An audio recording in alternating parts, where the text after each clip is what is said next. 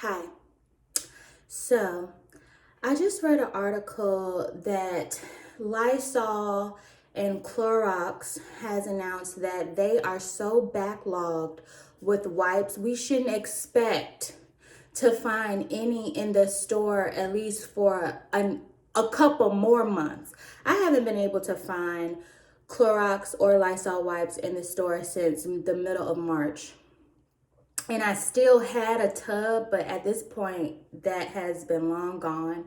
And so now I have resorted to making my own DIY do-it-yourself wet wipes with a few household items that most of us probably already have, and that is paper towels, a cap of bleach, and some tap water, and a spray bottle, and a sandwich bag. Okay, now that I labeled it out, but that's really all you need. Again, paper towels, a sandwich bag, a spray bottle full of water, and bleach. And if I have to say it, don't ingest this. Anyway though, so you're gonna take about a cap of bleach and some tap water. I don't know the particular ratio that you prefer, but I do. Don't faint.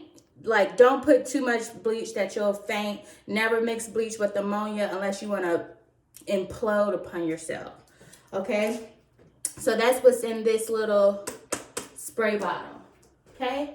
I'm going to get about 5 little rectangles of paper towels and leave them like this because you want that little rip appeal. Like when you pull it out, pull your Clorox wipes out of the little tube, you want it to break off. So you hang it up, and then I'm gonna just mist it, right?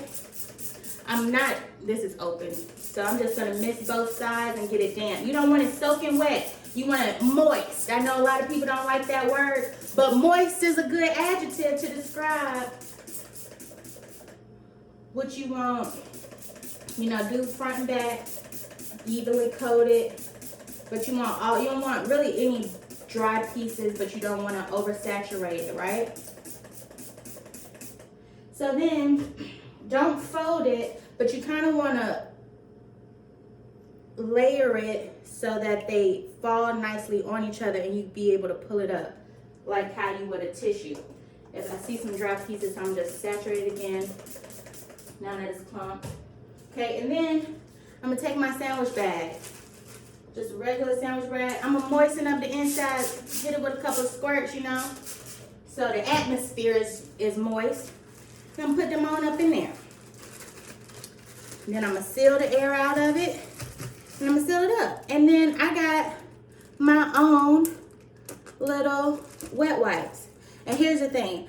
At this point during this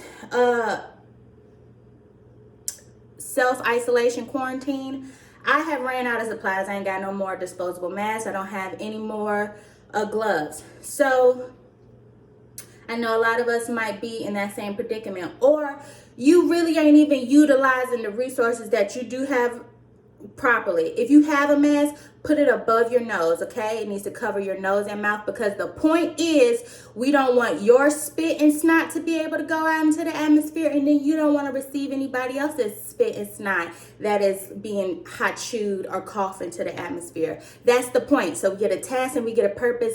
People are less likely to argue with something that makes sense. So that's the sense that we want to make to you. It's not that we want to, go against your rights. But if you are sick, you have a responsibility not to be contagious to everybody else. That's all we saying. You got the right to be sick all you want. I don't want to be though. Thank you. Anyway though, so but these are great. So when you don't want to touch the credit card machine, but you ain't got no gloves, wipe it down before you press in your buttons, before you touch that little stylus to sign your signature. Wipe all that down, and then wipe your credit card back down before you put it in your wallet. When you grab the buggy at the grocery store, already have your little wet wipe in hand when you get out the door. Wipe it down, and then throw it away in the trash. Throw it away in the trash can when you walk in the stuff. Don't drop it on the ground, because that's littering, and we don't want to do that either. So anyway, though, I hope you have a blessed day.